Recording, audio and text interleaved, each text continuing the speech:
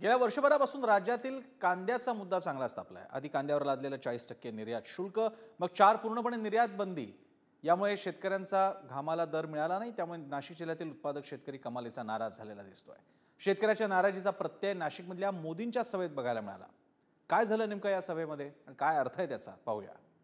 मोदी सरकार हाय हाय शेतकरी एकजुटीचा विजय असो, शेतकरी एकजुटीचा विजय असो।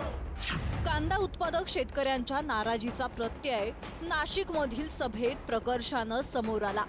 नाशिक आणि दिंडोरी मतदारसंघातील उमेदवारांच्या प्रचारासाठी पंतप्रधान मोदींनी नाशिकमधील पिंपळगावमध्ये सभा घेतली। या सभेत शेतकऱ्यांनी कांदा प्रश्नावर बोला अशा घोषणा दिल्या।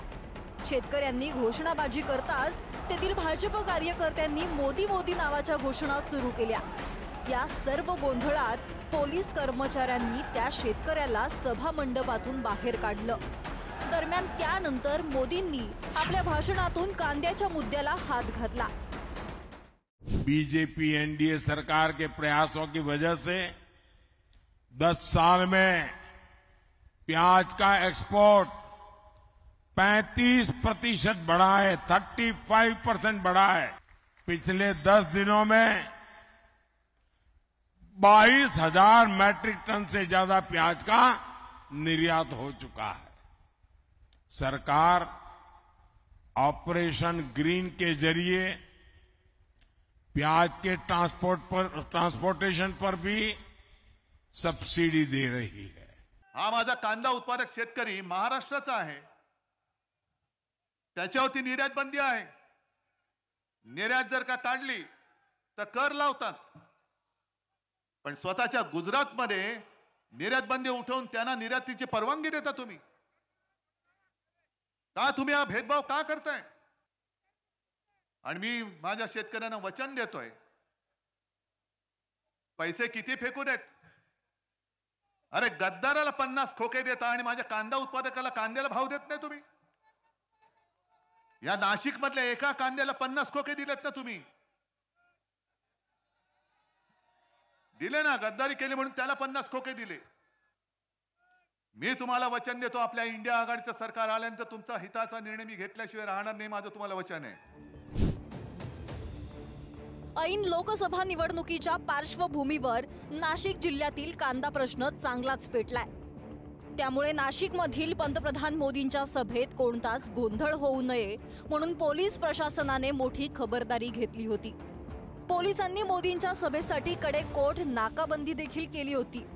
कांदे फेक होऊ नये यासाठी सभास्थळी झाडाझडती देखील घेतली होती। मात्र तरीही नाराज असलेल्या शेतकऱ्यांनी ऐन भाषणावेळी कांदा प्रश्नावर बोला अशा घोषणा दिल्या। केंद्र सरकारच्या माध्यमातून वन टाइम सेटलमेंटची योजना राबवली आणि बँकांना आदेश दिले की शेतकऱ्यांना मदत करा।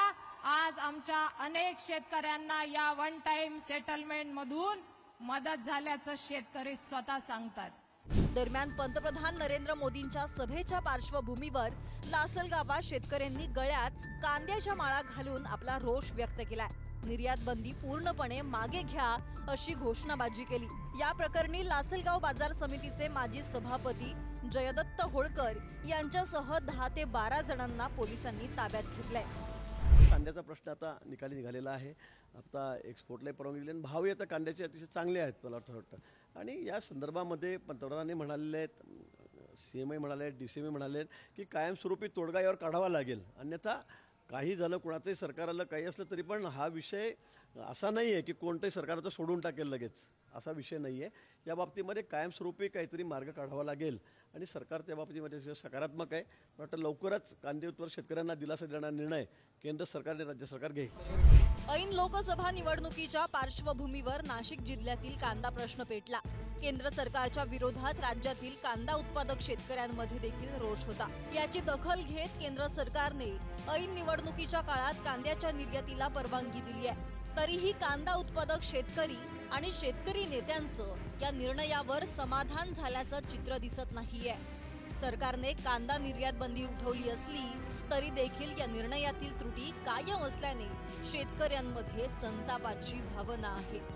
रईस शेखसह किरण ताजणे, पुढारी न्यूज, नाशिक।